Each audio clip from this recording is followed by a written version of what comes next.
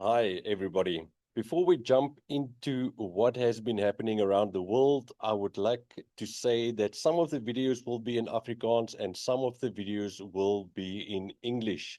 Of course, we've got an international viewership audience as well. And obviously, we have staying in South Africa, being Afrikaans, we've got a big following of Afrikaans viewers as well. So we will try and do one or two videos in Afrikaans, one and two videos in English.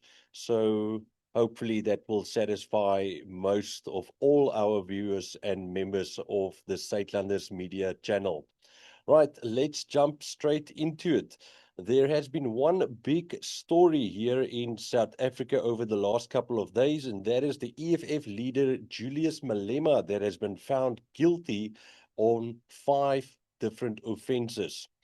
The offences are, firstly, unlawful possession of a firearm. Second, unlawful possession of ammunition. The third one is discharging a firearm in a public area. Fourthly, reckless endangerment of persons or property. And then the last one is failing to take reasonable precautions to avoid danger. In 2018, a video emerged showing the Economic Freedom Fighters, or the EFF, leader Julius Malema using a semi-automatic rifle to fire several shots in the air during his party's 5th anniversary celebrations held in the country's Eastern Cape province. Now, it took 3 days for the magistrate, Tanet Olivier, to tell Malema that you are found guilty as charged. The case was postponed to January 2026 for pre-sentencing. These charges normally gets a minimum sentence of 15 years in jail. Malema didn't look worried at all. And could this maybe lead to another unrest situation like the one we've seen in Durban or Natal a couple of years back, where former President Jacob Zuma had to go to jail? Only time will tell. We'll have to see. It's unfortunate that only in January the pre-sentencing is going to happen. Seems that, yeah, it gives him a lot of time to get his affairs in order, or maybe to organize this unrest so that he doesn't have to go to jail. I would have liked if it would have been a bit sooner, but we all know that justice is sometimes very slowly coming in South Africa. Now over to the international news, and all of the news today is around Israel. Netanyahu and Trump met for a fourth time at the White House. Trump made Netanyahu make a phone call to Qatar, the nation of Qatar, to apologize for them bombing Hamas leaders in Qatar. Now, this happened a month, maybe 2 months ago, where Israel told Hamas, listen here, we're going to have some peace talks with you guys, get your delegation together, and then we can sit down and listen to each other, and maybe we can have some peace. But the leaders, or this delegation of peace people from Hamas, gathered in a house in a suburban area in Qatar, the country of Qatar, and then Israel bombed that house. Qatar was very furious about this. I mean, if you were a country and somebody bombed a house in your country, wouldn't you also be angry? But why did Trump do this so publicly? That phone call, of course, between Netanyahu and Qatar happened while the media was around him. So this was very in the open. Trump even held the telephone and gave the telephone's earpiece to Netanyahu. Yeah, there's a photo of this, or a couple of photos of this going around. But yeah, why was that so important? Why did Trump make Netanyahu do that? Because the Americans have a very big army base in Qatar. Now all the chess pieces has been moved around, and it looks like not too long from now there might be a second attack from Israel on Iran. And of course, America is the big brother of Israel. Wherever Israel starts new conflicts, big brother America has to back them up. And they won't be able to do that against Iran if that Qatar army base is not a viable option for them to use. That specific air base or that specific army base also gets used to fuel America's jets, and then also the fuel planes that takes fuel to the America's army that is in the Middle East. So it's a very important army base for them. So like I was saying, America is Israel's big brother. And at the moment, the Americans are not too happy with Israel and what Israel is doing. That's mainly because Charlie Kirk was assassinated, and Charlie Kirk was being outspoken in this last couple of months before he got assassination about the things that Israel did and might have done and are doing that he didn't agree with. Charlie Kirk was a big supporter of the Israel agenda, but this last couple of months he came out and he didn't support them that much anymore. So that led to a lot of Americans that's questioning now this Israel agenda, and Trump and the American people are just flipping the bill for Israel to do what they want to do. So how are they going to change the Americans' public's view about Israel back to being pro-Israel again? Well, nobody can say it better than Benjamin Netanyahu himself. Let's have a listen. Christian influencers, okay? You said, we talked about the woke right, and you said, I call it the woke Reich. That's a brilliant observation.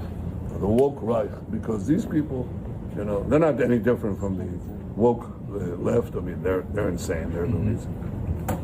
But they're actually meeting on some of the things. And what we have to do is we have to secure that part of the base of our support in the United States. That is being challenged systematically. A lot of this is done with money. Money of NGOs, vast. Money of governments, vaster. Okay? We have to fight back. How do we fight back? Our influencers. I think you should also talk to them if you have a chance, to that community. They're very important. And secondly, we're going to have to use the tools of battle. You know, the weapons change over time. You can't fight today with swords. That doesn't work very well, okay? And you can't fight with cavalry. That doesn't work very well. And you have these new things, you know, like drones, things like that. I won't get into that.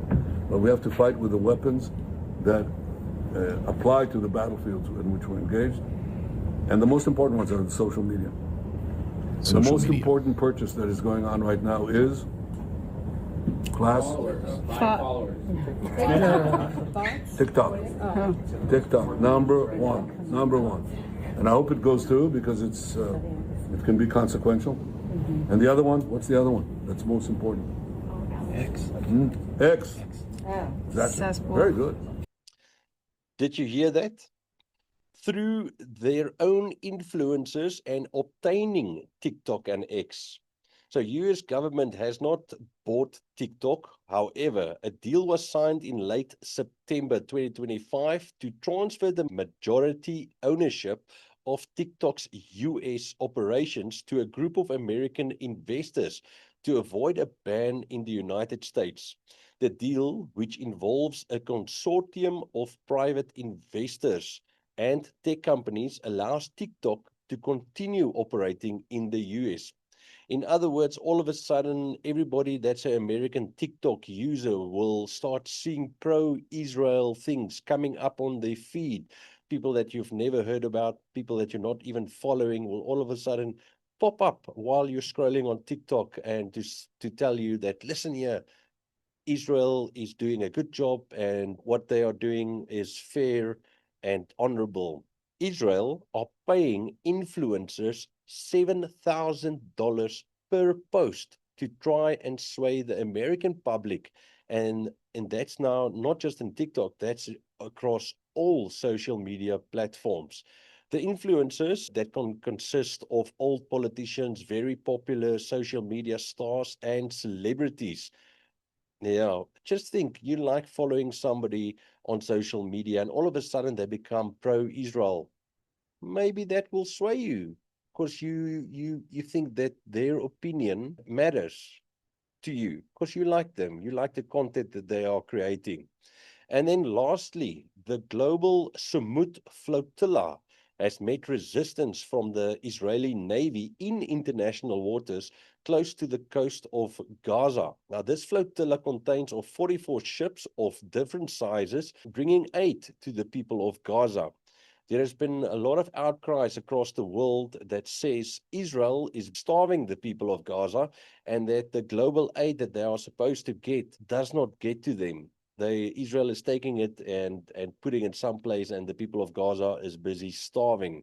Well, let's wait and see how this flotilla with this 44 ships of aid that's being brought to Gaza, how this is going to play out, what excuses are going to get, how many ships are going to get boarded. Maybe some of the ships are going to get destroyed, or maybe this flotilla's aid, world aid, are going to be able to give what they have on board to the people of Gaza. Only time will tell. But that flotilla is now very close to the coast of Gaza, although they're still in international waters, and the Israeli Navy has already sprayed them with water, boarded some of the ships, asked for everybody's paperwork, told them that if they don't leave, that the ships might be sunk. So this is an ongoing thing, and we will see how it's going to play out. Thank you for watching, and remember to subscribe and like the videos so that the algorithm can pick it up and that we can grow this Suidlanders media channel. From my side, cheers, goodbye.